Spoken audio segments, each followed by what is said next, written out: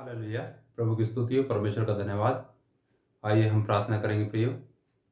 स्वर्गीय सामर्थी प्रभु, आपका धन्यवाद करते हैं, आपकी स्तुति करते हैं। पिताजी, आपकी स्तुति करते हैं हर बात के लिए। प्रभु, इस समय के लिए धन्यवाद करते हैं, विशेष करके आपने सौभाग्य दिया हम सबको कि आपके चरणों में बैठ सके, आपकी आराधना कर सके। आपका धन्यवाद प्रभु। सब बात आपके हाथ में सौंपते हैं। आज की आराधना को आपके हाथ में सौंपते हैं। पवित्र आत्मा जी, आप हमारा संचालन करें, आप अगुवाई करें, आप सहायता करें। धन्यवाद। जितने लोग वचन सुनते हैं प्रभु, ये वचन हम सबके आत्मा में, जीवन और व्यवहार में उतरने पाए। प्रभु जी, हम सबकी समझ को खोल दें प्यारे परमेश्वर। पवित्र आत्मा जी, आपका नियंत्रण हम सबके ऊपर हो और आपके नाम को महिमा मिले। धन्यवाद के साथ प्रार्थना प्रभु यीशु के नाम से मांगते हैं, आमीन। हालेलुया। प्रभु की स्तुति हो। प्रियो, आइए एक भजन गाएंगे। ये भजन है, हम विश्वास से एक देश देखते हैं जो है सूर्य से अधिक ज्योतिर्मान। हम सबको ये भजन आता है, अक्सर हम गाते हैं भजन। आइए हम सब ये भजन गाएंगे। हम विश्वास से एक देश देखते हैं जो है सूर्य से अधिक ज्योतिर्मान। वहाँ यीशु कर रहा तैयार सबके रहने के लिए एक स्थान। थोड़ी देर में वहाँ प्यारो जाकर हम सब मिलेंगे। थोड़ी देर में वहाँ प्यारो जाकर हम सब मिलेंगे। प्रियो, हम प्रभु के वचन में देखने जा रहे हैं एक धन्य आशा के बारे में। वो धन्य आशा है क्या? जब हम उस धन्य आशा के विषय में देखते हैं तो संसार भटकता है दुनिया में इधर उधर, यहाँ वहाँ, कि उनको कल्याण मिले, आशीष मिले, छुटकारा मिले या उनका उद्धार हो सके। लेकिन दुनिया में भटकने से कुछ नहीं है। परमेश्वर का धन्यवाद करते हैं, परमेश्वर ने हम सबको भी उस भीड़ से निकाला है जो दुनिया में भटकती थी। हम भी भटकने वाले लोग थे, कभी यहाँ जाते, कभी वहां जाते, कभी जो ये करते, कभी वो करते। जैसा जिसने कहा वैसा हम सब ने किया। लेकिन जो संतुष्टि, जो आनंद हमारे आत्मा में होना चाहिए था, वो कभी नहीं मिला। वो आनंद कब आया? जब हम प्रभु के चरणों में आए। और प्रियो, ये प्रभु के चरणों में आने का सौभाग्य स्वयं परमेश्वर देते हैं। प्रभु जी ने बोला है कि जब तक पिता जिसने मुझे भेजा है किसी को खींच न ले, तब तक कोई उसके पास नहीं आ सकता। प्रभु ने आपको अपने पास बुलाया, उस भीड़ में से चुना है जो भटकती थी यहां वहां। किस प्रकार से उसने हमें अपने संतान बनाया, हम ये सब जानते हैं, ये कोई नई बातें नहीं है। उसने हमें अपनी संतान बनाया हमारे पापों की पूरी पूरी कीमत चुकाने के द्वारा। देखिए, हम प्रभु के वचन में देखने जा रहे हैं। हम उस वचन को समझेंगे, वो उस वचन में क्या लिखा है। पहला यूहन्ना और उसका 3 अध्याय, उसका 2 वचन से हम देखेंगे। आइए हम पढ़ेंगे। यहाँ पर ऐसा लिखा है, हे प्रियो, अब हम परमेश्वर की संतान हैं और अभी तक यह प्रकट नहीं हुआ कि हम क्या होंगे। इतना जानते हैं कि जब वह प्रकट होगा तो हम उसके समान होंगे, क्योंकि उसको वैसा ही देखेंगे जैसा वह है। और जो कोई उस पर यह आशा रखता है वह अपने आप को वैसा ही पवित्र करता है जैसा वह पवित्र है। यहाँ पर प्रभु के वचन में हम देखते हैं कि लिखा है, हे प्रियो, अब हम परमेश्वर की संतान हैं। अब हम परमेश्वर की संतान हैं और हम उसी के समान होंगे। किसके समान? प्रभु यीशु मसीह के समान होंगे जब वो प्रकट होगा, और हम उसको वैसा ही देखेंगे जैसा वो है। हालेलुया। इसलिए क्या करना है? जैसा वो पवित्र है, हमें भी वैसे ही पवित्र बनना है। इतनी धन्य आशा, इतनी अद्भुत आशा संसार के अंदर कहीं नहीं मिलेगी। जैसा यीशु मसीह है, वैसे ही हम भी होंगे। आदि से परमेश्वर की इच्छा थी कि हम उसके साथ हमेशा का जीवन गुजारें। आदम की वाटिका में हम देखते हैं, आदम के अंदर परमेश्वर ने अपना समानता और स्वरूप डाल दिया। पाप के कारण जब वो समानता और स्वरूप दूर हो गया, चला गया, तो मनुष्य परमेश्वर से दूर हो गया। मनुष्य और परमेश्वर के बीच में एक ऐसी दीवार पाप की आ खड़ी हुई, जिसने मनुष्य को कभी भी परमेश्वर के साथ मिलने नहीं दिया।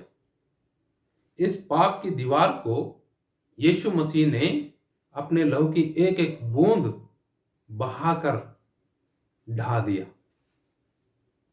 वो कैसे? क्रूस पर यीशु मसीह ने आपके और मेरे पापों की कीमत चुकाई। और प्रभु जी कहते हैं, हे पिता, इन्हें माफ कर, क्योंकि ये नहीं जानते क्या करते हैं। प्रियो, जब हम इस बात पर विश्वास कर लेते हैं कि यीशु मसीह ने मेरे ही पापों की कीमत चुकाने के लिए अपने लहू की एक एक बूंद बहाई, मैं पापी था, मैं अपराधी था, मैं कुकर्मी था, लेकिन सजा यीशु मसीह ने उठाई। मुझ पर तरस खा के, मुझ पर दया करके उसने ये कार्य किया। इस कार्य को कहते हैं उद्धार का कार्य, मुक्ति का कार्य, जो संसार में और किसी ने नहीं किया, क्योंकि सब के सब पाप के कारण दोषी हो गए, अपराधी हो गए, सिवाय यीशु मसीह के। यीशु मसीह निर्दोष और निष्कलंक मेमना था, जो आपके और मेरे पापों के कीमत चुकाने के लिए कुर्बान हुआ, बलिदान हुआ। जब हम ये विश्वास करते हैं, पश्चाताप करते हैं अपने पापों के लिए, तब अविनाशी बीज हमारे हृदय आत्मा में आता है। हमारे आत्मा में वो जब बीज आता है, तब एक नया अविनाशी मनुष्य, भीतरी मनुष्य उत्पन्न होता है।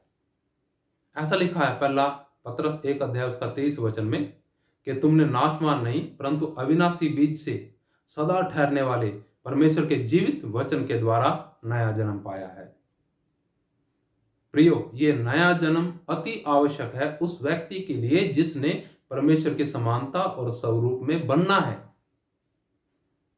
प्रभु यीशु मसीह के समान और उसके स्वरूप में हम नहीं आ सकते जब तक कि हमारा नया जन्म ना हो। और ये नया जन्म जब तक नहीं होगा, जब तक आप और हम सब अपने पापों से माफी ना मांगे, अपने पापों के लिए पश्चाताप ना करें, अफसोस ना करें। इसलिए हमें क्या करना है? अपने पापों के लिए आपको क्या करना है? उन लोगों को जो अभी तक यीशु मसीह पर विश्वास नहीं करते, अपने पापों के लिए माफी मांगना है, प्रभु यीशु मसीह पर विश्वास करना है।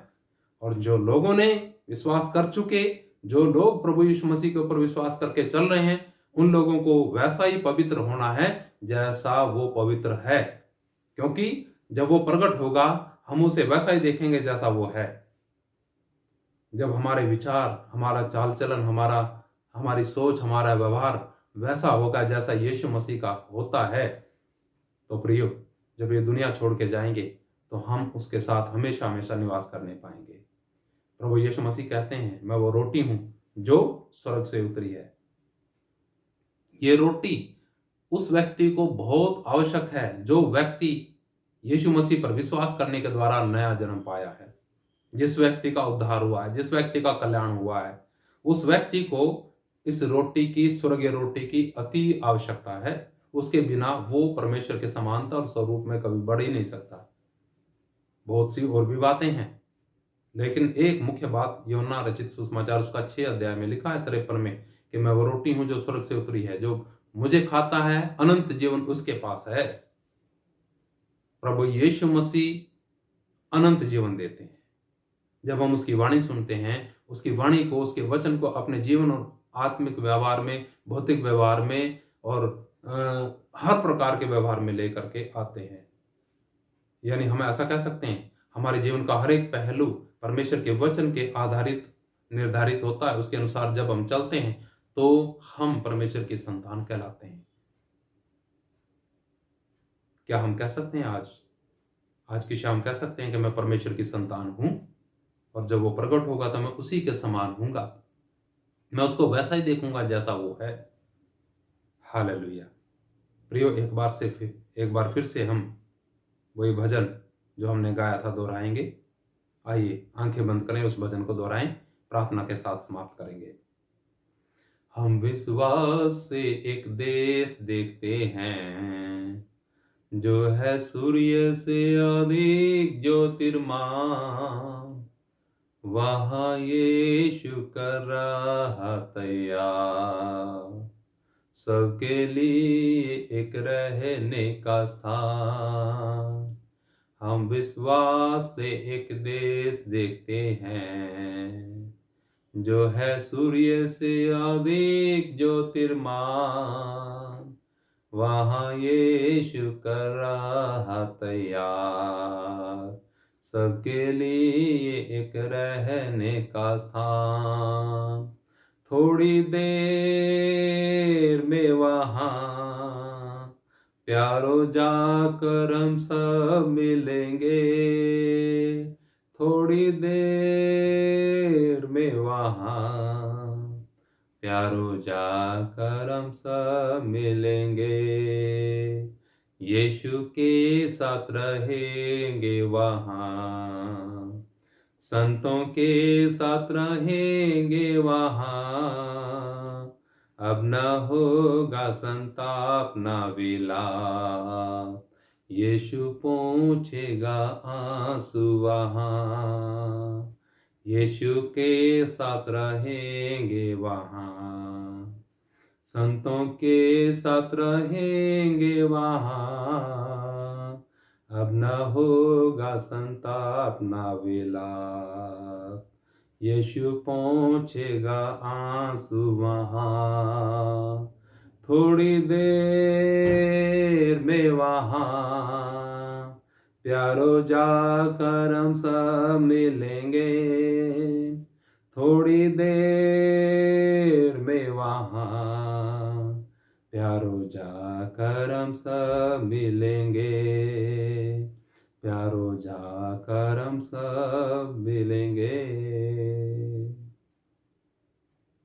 महान जीवित परमेश्वर, आपकी स्तुति करते हैं इस अद्भुत समय के लिए, अद्भुत आशीष के लिए जो आपने हम नालायकों को दी।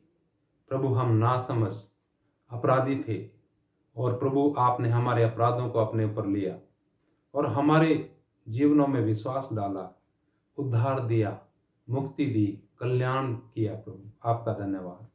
और आप चाहते हैं हम आपकी समानता और स्वरूप में आ जाएं, अंश अंश करके आपके समान बनने पाए। प्रभु प्यारे परमेश्वर, आपका धन्यवाद अद्भुत आशा के लिए, पवित्र आशा के लिए। प्रभु इस आशा के अनुसार हम अपना जीवन व्यतीत करने पाए।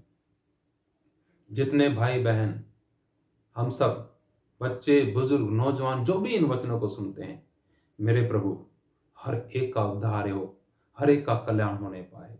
धन्यवाद सब बातों के लिए। सब कुछ आपके हाथ में सौंपते हैं। धन्यवाद के साथ प्रार्थना प्रभु यीशु मसीह के नाम से मांगते हैं, आमीन। हालेलुया। जय मसीह की। मारनाथा। यीशु मसीह जल्दी आने वाले हैं।